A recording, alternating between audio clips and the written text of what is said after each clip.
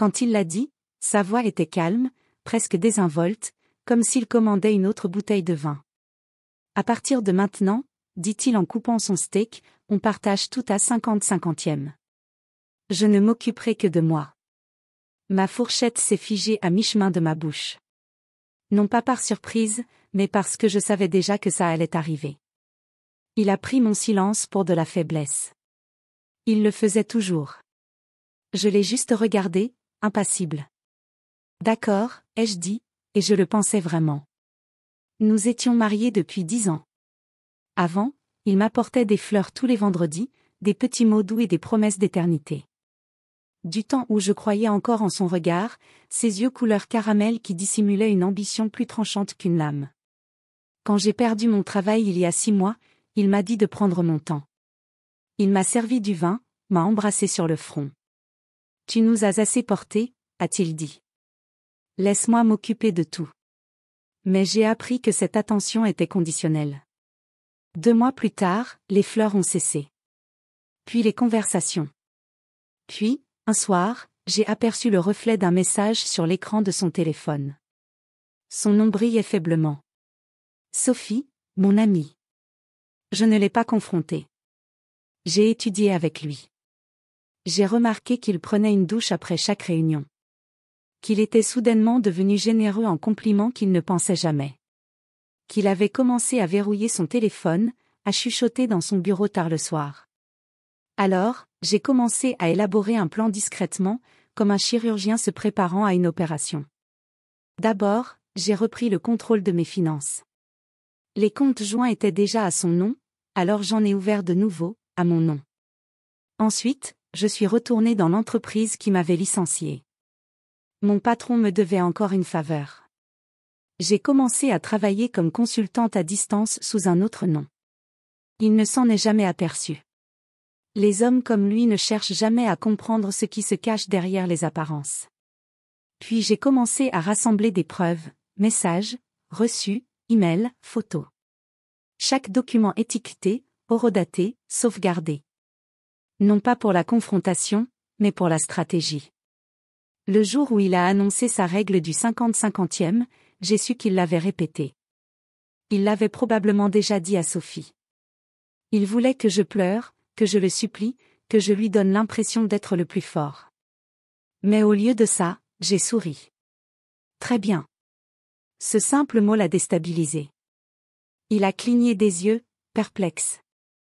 Tu n'es pas en colère. Je suis fatigué, ai-je dit doucement.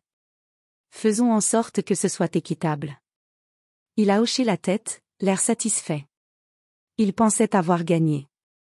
Pendant les semaines qui ont suivi, je l'ai laissé croire cela. Nous avons séparé nos finances. Je lui ai dit que je partirais dès que je serais de nouveau sur pied. En réalité, j'avais déjà une longueur d'avance. Mon activité de consultante a triplé de valeur après mon partenariat avec une entreprise dont Sophie ignorait l'existence, car la sienne était concurrente de celle de mon client. Toutes les informations que je possédais sur elle, son rôle, ses clients, ses fuites sont devenues des munitions. Je ne l'ai pas ruiné. J'ai simplement révélé sa négligence discrètement. Quelques emails internes par-ci, un message transféré par-là. Son entreprise l'a découvert. Elle a été licenciée en moins d'1 mois. Quant à lui, j'ai laissé le temps et la vérité faire leur œuvre. Lorsque le cabinet d'audit, celui-là même qu'il avait recommandé à un ami, a vérifié ses finances, des incohérences ont été découvertes. Des fonds avaient été transférés de son portefeuille d'investissement à son nom. Maintenant qu'elle avait été licenciée, ses comptes étaient signalés. Il a paniqué et m'a appelé. Tu savais quelque chose, n'est-ce pas? J'ai simplement répondu, tu voulais 50-50e, tu te souviens? On dirait que tu auras moins que ça. Il a juré et a raccroché brutalement. Mais je n'en avais pas fini. 2 semaines plus tard, il s'est présenté à mon appartement, les yeux rouges, la mâchoire serrée.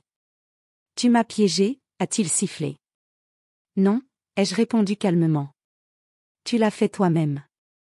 Il m'a regardé comme un homme se regarde dans un miroir qui, enfin, lui révèle la vérité. Je t'aimais, a-t-il murmuré. Tu aimais contrôler, ai-je corrigé. Et quand j'ai cessé de te donner du pouvoir, tu as cru que c'était une perte. Il a reculé. Le silence entre nous fut définitif. Puis mon téléphone a vibré. Un message du PDG du cabinet. J'attends avec impatience notre dîner de ce soir, mademoiselle Aïe. Il avait retenu le nom. Ses yeux s'écarquillèrent. Attendez, vous êtes consultante pour eux? Oui. La même entreprise dont il s'était vanté d'être actionnaire, et qui faisait maintenant l'objet d'une enquête, en partie à cause des fuites de Sophie. C'est alors que la vérité lui apparut. Il n'avait pas seulement perdu sa maîtresse. Il avait perdu sa crédibilité, ses contrats, sa réputation. Et tout ce que j'avais fait, c'était dire la vérité aux bonnes personnes, au bon moment.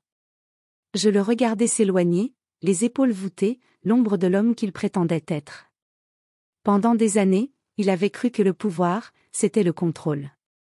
Mais le pouvoir, j'ai appris, c'est le silence. C'est la patience. C'est voir celui qui vous a trahi réaliser qu'il vous a appris à le détruire. Je n'ai pas pris son argent. Je n'en avais pas besoin.